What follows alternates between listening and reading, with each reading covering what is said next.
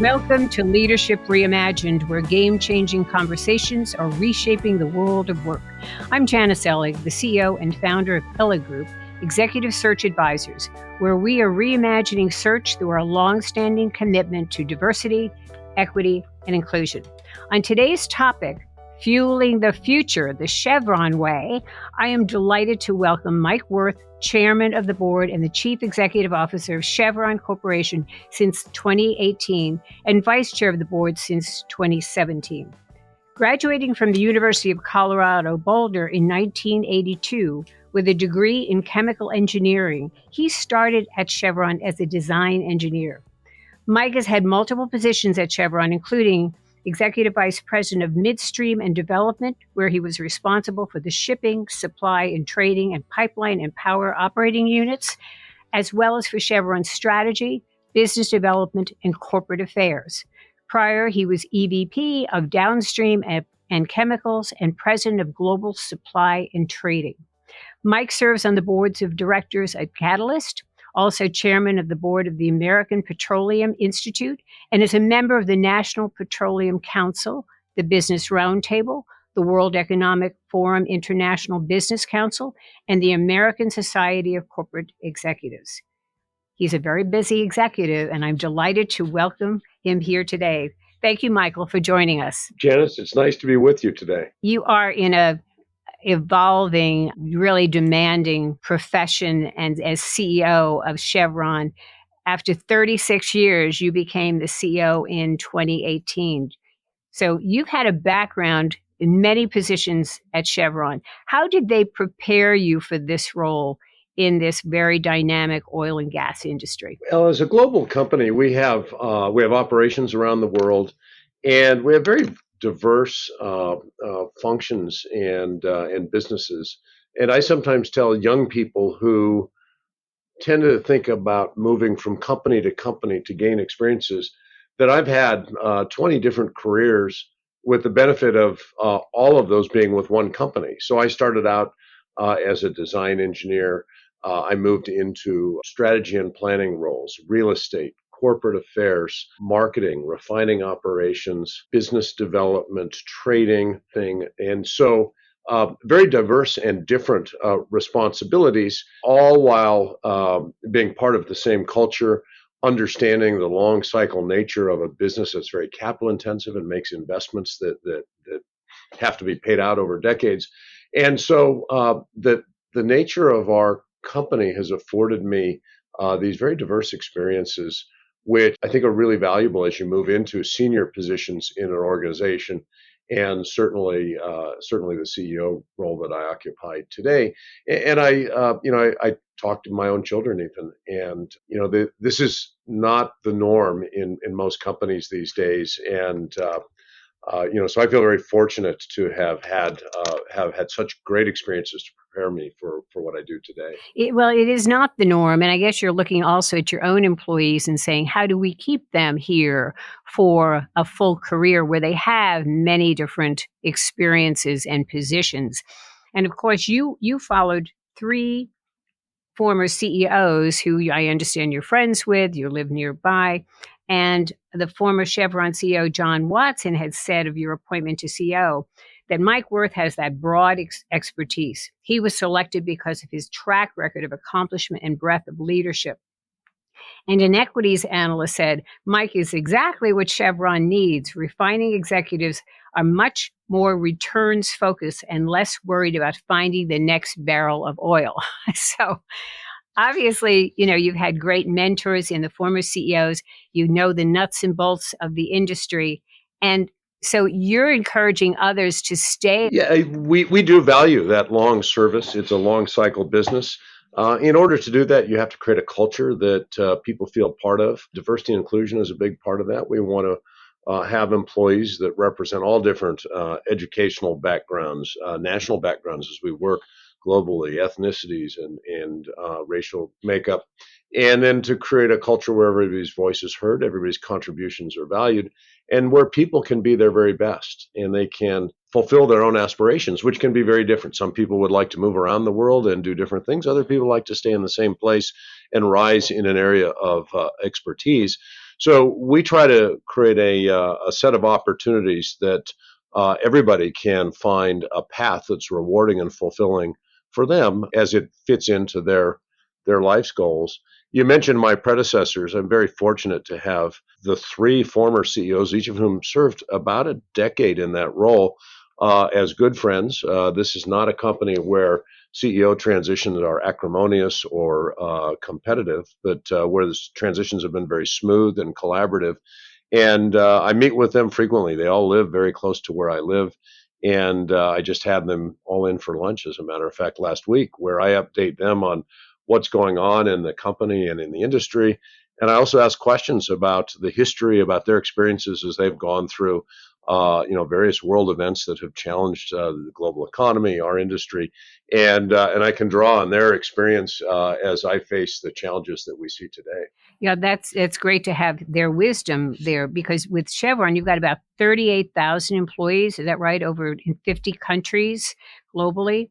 And That's so, correct. yeah, so you're trying to meet those demands of handling about 3 million barrels of oil and gas a day, while also you're striving to be a leader for innovation for cleaner energy solutions. So you call that a dual challenge, and it's for the industry overall in terms of reducing carbon emissions. How are you meeting these dual challenges? Well, it's the great opportunity that faces our industry and our company, which is to meet the energy needs of society and the global economy today, and at the same time build an energy system that's a lower carbon energy system for tomorrow. The economy today runs primarily on oil, gas, and coal. 80% of current energy system are these traditional sources of energy, and about 20% are renewables, nuclear, hydropower, et cetera. And as the population grows and as the middle class grows, demand for energy continues to go up, and society's expectations for lower emissions is rising at the same time. So we're committed to a lower carbon oil and gas energy system. We've reduced our emissions since the signing of the Paris Agreement significantly and are on a path to continue to do more of that. And at the same time, investing in new energy products like renewable fuels, hydrogen, carbon capture and storage, geothermal, and other technologies that can help meet the needs of society in a way that doesn't have the same greenhouse gas emissions impact as the energy system today. So it requires innovation. It requires many different solutions. The scale of the energy system is truly enormous, and we need to find solutions that can work at a scale so they make a difference at scale. And all these things will affect the pace at which we can progress along this pathway. But our company has great skills and capabilities in engineering and project management, in innovation, in operations, in risk management that position us well to bring these new energy products into the marketplace. Yeah, there are parts of the world that really don't have the conveniences that we have here in the States. So you're looking at how do you also give them the energy sources to cook and to light their homes and things like that. At the same time, the world is saying carbon emissions have to come down. What's the reality here in terms of we can work on both? You've got a dual challenge. What's the reality in terms of a time frame that we should think about that while we want all the benefits of energy, we also don't want the carbon emissions? Yeah, you raise a really important point, Janice. There are about 8 billion people on the planet today. A little bit over a billion of those enjoy the lifestyle that those of us in the United States or Europe or developed Asia enjoy.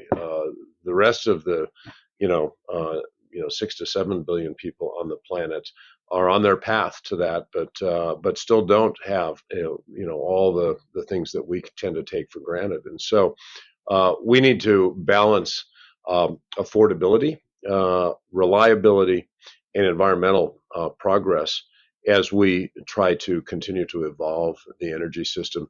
If you go to sub-Saharan Africa, for instance, and try to bring sources of energy into the economy that people can't afford, it won't change lives because it simply can't. They can't afford to pay for it. If you have energy supplies that are affordable but they're not reliable, it doesn't change lives because you don't build hospitals and schools and factories that can operate reliably with intermittent energy supplies. And then if you can do the two of those, you're in a position where you also want to balance the environmental impact of these things. What we've seen, and this is particularly true with the experience in Europe over the last year or so, is when we focus so much on one of these in the environment in the case of Europe and take the other two for granted, we can inadvertently introduce the risk of unintended consequences. And as the affordability and the reliability of energy supplies for Europe was called into question last year, it created significant stresses on the system, big subsidies required from the government, the risk of a very difficult winter, which thankfully was averted. But it illustrates the importance of maintaining focus on all three of those as we work on this. And again, as I said, the pace at which we can proceed is going to be significantly defined by the solutions that can be scaled and the ability to draw capital to those so that we can invest in these solutions at a way that really makes a difference globally. I know all of you in the energy area are working on this.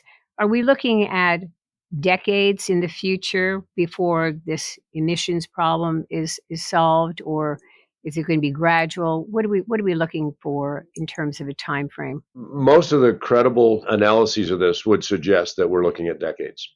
Okay. We may see breakthroughs that accelerate that, but we're working against the laws of physics and thermodynamics and economics, which are stubborn. And there's a reason the energy system that we have today exists, is it meets the needs of the most people in a way that's most effective.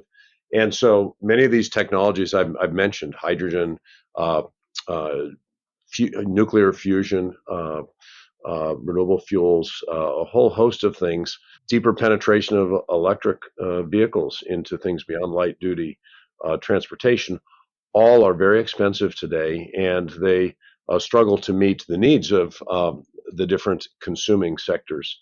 And so we've got to find ways to decarbonize steel manufacturing, cement manufacturing, agriculture, shipping, aviation, heavy industry in order to really make progress. And these require technology breakthroughs.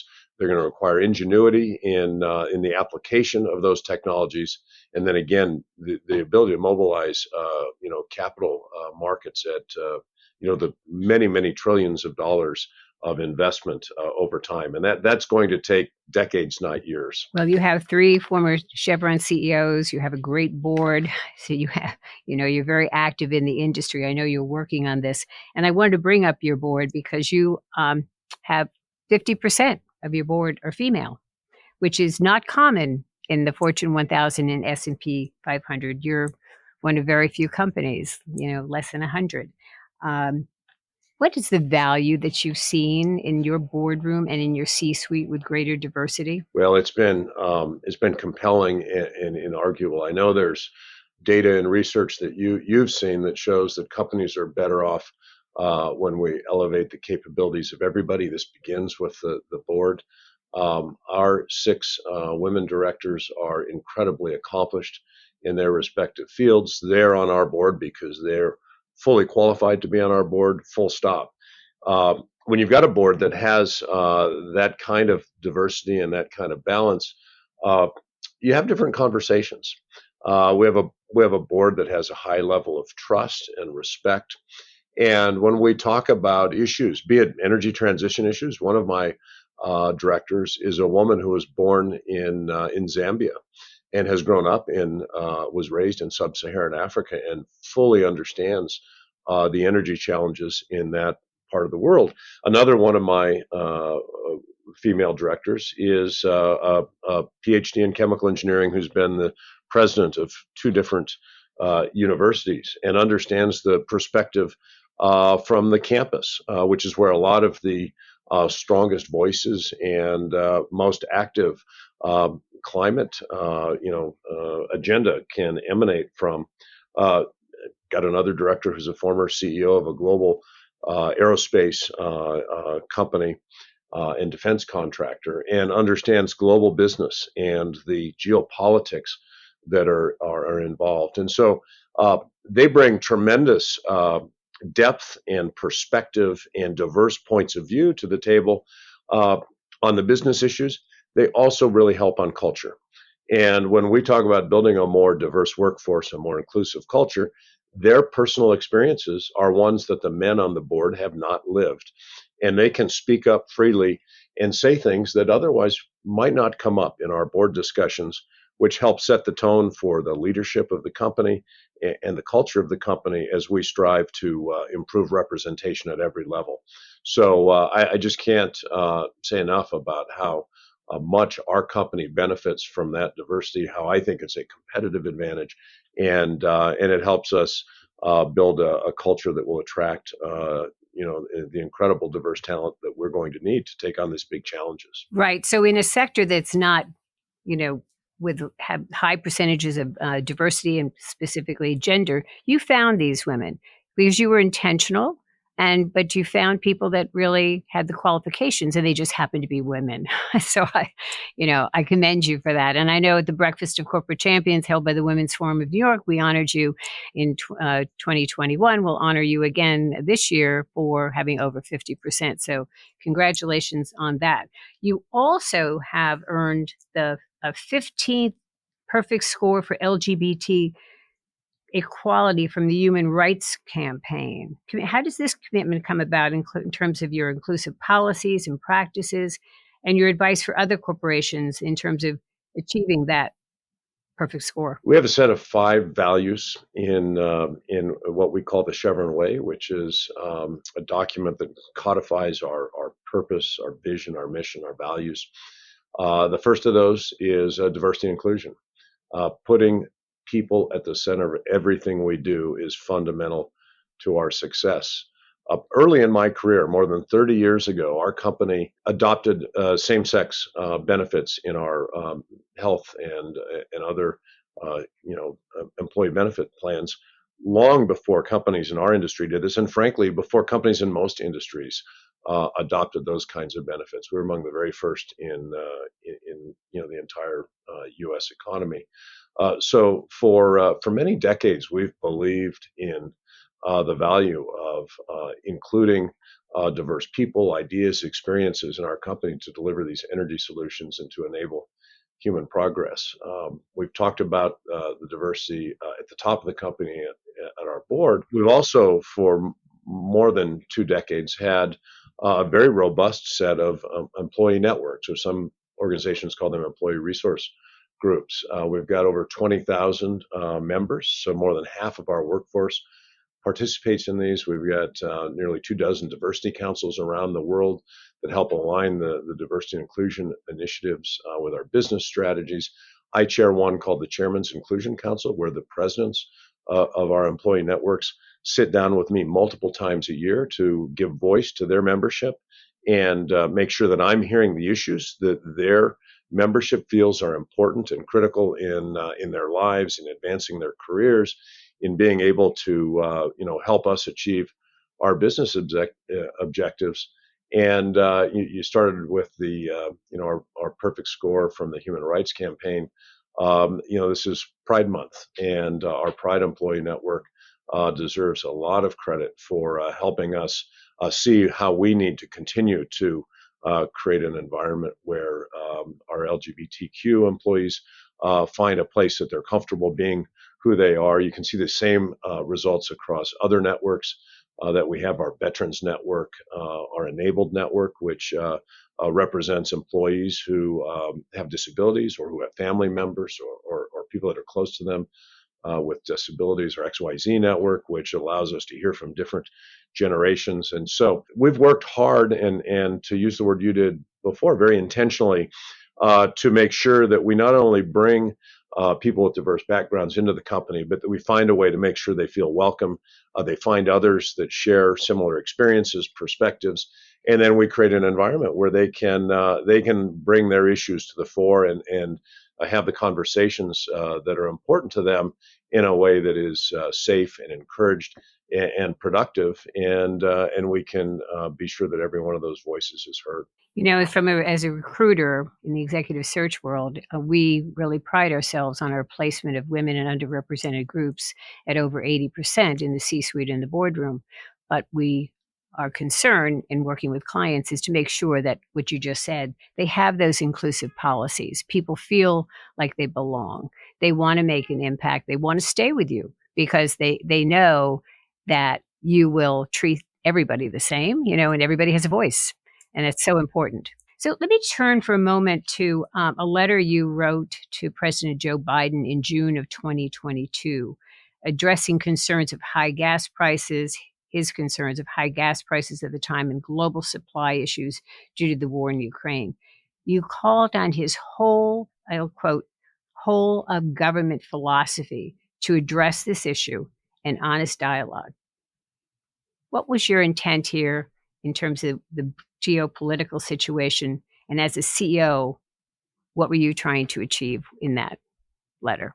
Well, a year ago, as everyone will recall, we faced high energy prices as the Russian invasion of Ukraine was underway, and there were concerns about energy supply, as we discussed earlier, for Europe specifically, but more broadly for the world.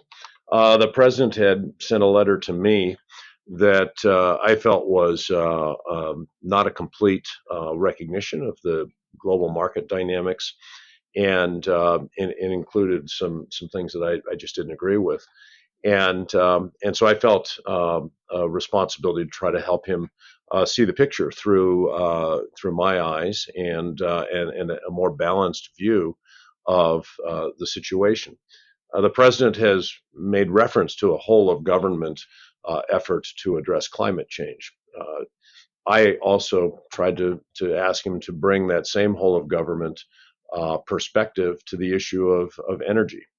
And we talked earlier about having a more pragmatic and less polarized conversation about energy, one that balances economic prosperity, energy security, and environmental protection. And so I really wanted to ask the president, respond to the president's letter, and encourage this more balanced conversation, which I think has been lacking.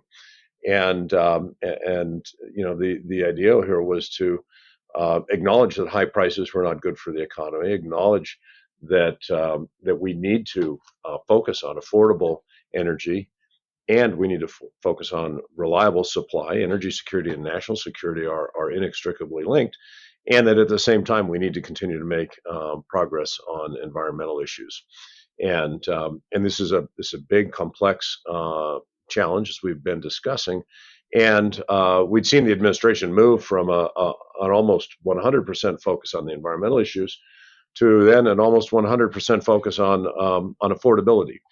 And I think what it illustrated, and what I was trying to point out, is we can't just focus on one of these issues at a time. We actually need to balance affordability, reliability, and security, and environmental progress all at the same time. And we need a policy framework that allows us to continue to make progress with all three of those in mind and all three of those in balance. So that was the intent of the letter. We've continued to engage in dialogue with various parts of the administration subsequently, and I think there's more room for us to continue to do so. Great. As a CEO on these issues, there are many issues one can take a stand on, and this one is really important from the company that you're running, right? So commend you on that, to continue the discussion and less polarization and looking at all of the ways in which we can meet those needs of the world while striving for the innovation for cleaner energy solutions.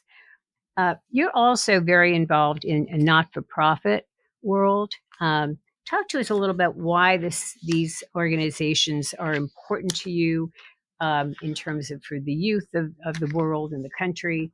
And just talk a little bit about your interest in the not-for-profit world and your alma mater as well. Sure. So I'm one of four children. I'm the only one of my siblings that went into the private sector. My other three siblings are all in education, public education, school teachers, principals. And I grew up in a family where education was very important. I went to good public schools, and the critical role that a sound education plays in preparing young people to be successful in the world is one that I deeply believe in.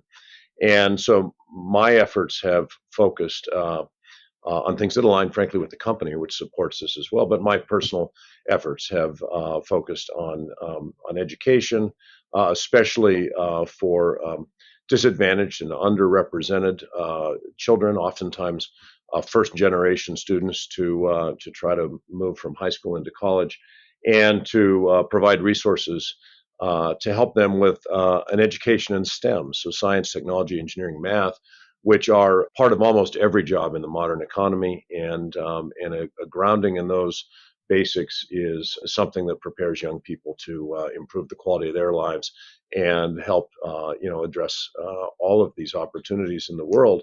So I give back of time and with other resources to a number of different organizations that have those themes at the core of their mission.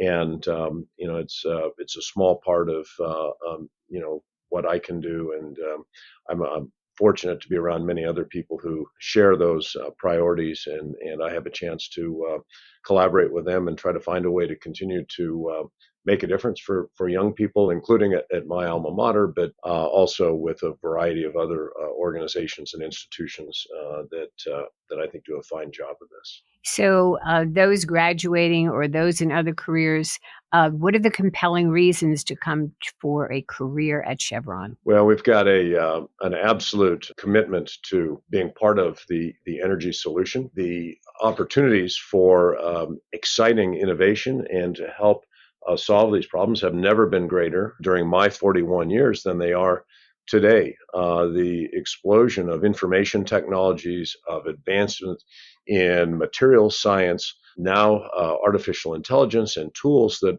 offer the ability for us to work on new solutions to these issues that are so important to society.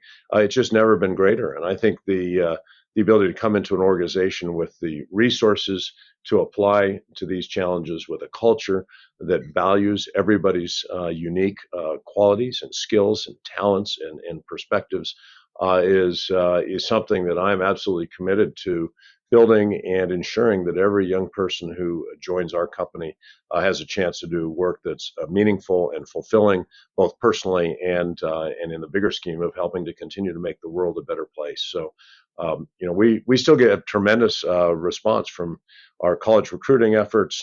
We do a lot of hiring for non-degreed individuals as well, to try to create opportunities for people that haven't had that as their pathway, and we intend to continue to do so. With good people, everything's possible, and I think our people are the best in the industry, and my job is to empower and support them, and give them the chance to be the best they can possibly be. That's great, Mike. And you mentioned those without a 4-year degree. There are many roles for them to play, right? And you can do the skilling of them within Chevron's organization. Absolutely. And college degree is one way to measure, somebody's competence or accomplishment, but it's not the only way. And oftentimes there are people that have tremendous skills and talents that didn't have the opportunity to get that degree. If we can find them and offer them the opportunities to advance and develop, they can do every bit as much as people that were on a different path. Well, and you spent 41 years there, so I don't think you've been bored. You've had many careers. It's an exciting industry to be in, particularly with the innovation that's going on. So, as a leader in a major organization that is on the forefront of change today, what are some of your parting words to those who want to lead, be in your shoes, or in other roles, but really to move ahead in life, in their careers? Well, I guess what I would say is that we're an energy company. We believe the future of energy is lower carbon. Chevron intends to lead in that future. Our strategy is very clear. We intend to leverage our strengths to deliver lower carbon energy to a growing world. This is essential to society's progress. We need to meet the expectations of society today, not only in the products we produce, but the way we treat people, the way we engage in society, and then work to transform the energy system of tomorrow. It's a tremendously exciting industry that sits at the intersection of economics, geopolitics, and technology.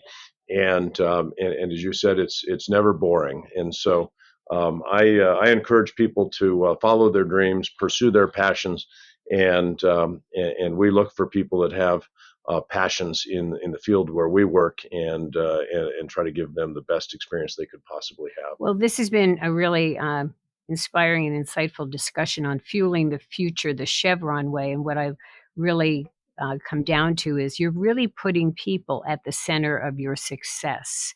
And I think that's so important as a leader, and then what you're doing for the world. So, Michael Wirth, CEO, Chair of Chevron, thank you so much for joining us today and providing this information for us as citizens of the world. Well, it's been a pleasure, Janice. Thank you for the time to talk. And to our audience, thank you for tuning in to another game-changing conversation on Leadership Reimagined. You can find me on Twitter, LinkedIn, or visit our website at elliggroup.com. Thank you for joining us today. And again, thank you to Michael Wirth.